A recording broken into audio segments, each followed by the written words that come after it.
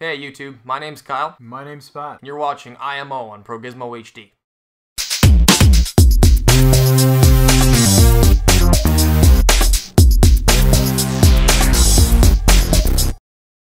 Jailbreaking has turned into a commonplace for many iPhone users. A simple YouTube video will even show probably a 16-year-old showing you how to jailbreak an iPhone within a few minutes. But few people actually understand the amount of work put into the iPhone hacks. Amazingly, the bulk of work that went into the Jailbreak Me software hack for the iPhone was introduced by a 19-year-old by the name of Nicholas Allegra. Now, you may not be thinking that Apple would have too many nice things to say about Nick, but that's actually the furthest thing from the truth. They don't seem that pissed. Unbelievably, Nick will actually be starting an internship with Apple in the next few weeks. The skills that Nick has exploiting security holes in the software will no doubt be an asset to Apple. Now, nothing's been confirmed on exactly where Nick will be working within Apple, but I think it's safe to assume that he would be great at patching up all the loopholes in the iOS. Now, loopholes in software are one thing. Generally, nobody gets hurt, but mechanical design flaws are definitely another. This particular design flaw led to a nationwide recall of a product called the Shoulder Flex Neck Massager. Now, after reading this story, I couldn't believe that this problem wasn't noticed during the design and the testing and,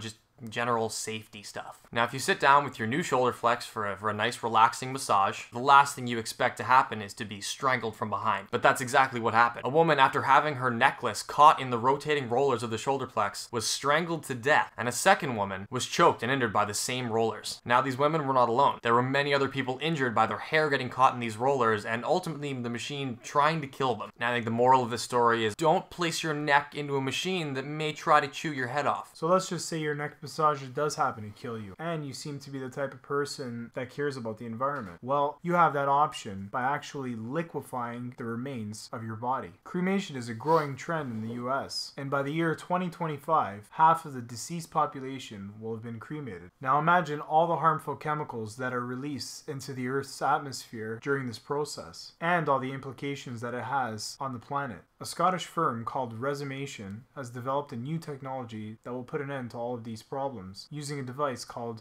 the Resumator S750. The device is basically a 7-foot long stainless steel tank that they're going to load your body into. The tank is filled with water and potassium hydroxide. It is then pumped up to 10 times the normal atmospheric pressure and cranked to 350 degrees Fahrenheit for 2 to 3 hours. Afterwards, the remains are converted to ash, the sterile-free DNA liquid gets flushed, and the bones are then crushed. Then any mercury fillings and implants are gathered up and recycled accordingly, and voila, a green way to go. Now, if by 2049 you haven't had to worry about your burial arrangements, you may just get to see the first asteroid mining expedition. Hexi Baoyan and his associates at Tsinghua University in Beijing are looking to capture an asteroid into Earth's orbit and mine it for its minerals. Now, this may seem like a pipe dream, but they claim it's not as difficult as you might think. The team says that their ideas were inspired by Jupiter's ability to kind of just sweep up everything that passes it by. Now, near Earth, there are 6,000 near-Earth objects that are floating around in space. While none of these objects are actually close enough to Earth to be caught up in the orbit, Hexi and his team believe that just a small nudge will be enough to capture one of these objects. In 2049, an object about 10 meters in diameter is expected to pass just a few million miles from Earth. Now, they say that a change in the asteroid's velocity by just 410 meters per second, which I guess in space terms is equivalent to like a poke, will bring the rock into an orbit around Earth around twice the distance as the moon. While this still seems quite far out, it's actually close enough to reach, study, and mine for minerals and samples. Now, because the asteroid's orbit is artificially induced, it should swing back out in a few years, hopefully away from Earth.